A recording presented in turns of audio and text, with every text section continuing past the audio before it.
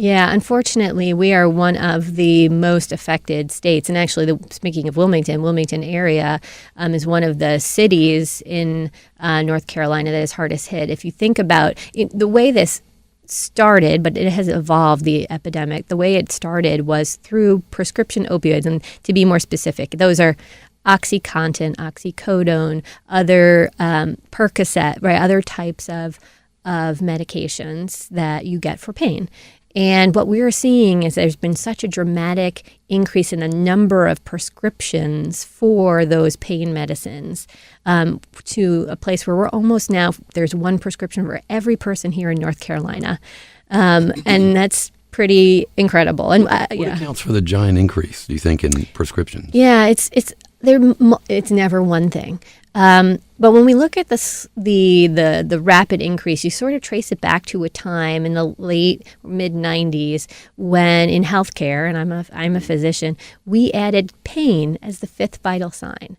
And I think we doctors, physicians wanted to make sure we were treating pain. And I think we didn't realize the addictive nature of some of the pain options. Also, the ways in which the formulations of those pain drugs could be manipulated, crushed, and used in ways that probably weren't indicated. So it was a combination of those things. I think with us wanting to get pain-free versus pain control got a little fuzzy, and I think we needed to have a better conversation about pain control versus being totally pain-free.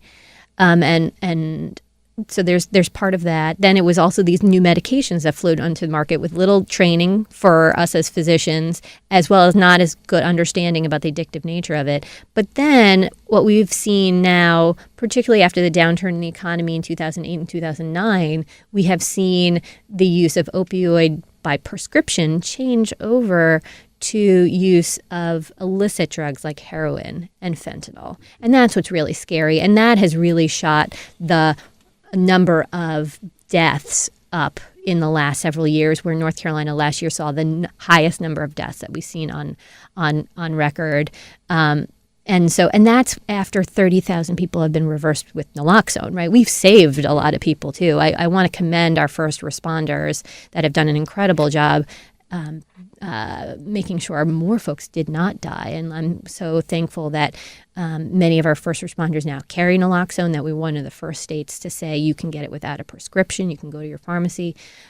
So they've gone to great stride. But even with that, the amount of death is going absolutely the wrong way.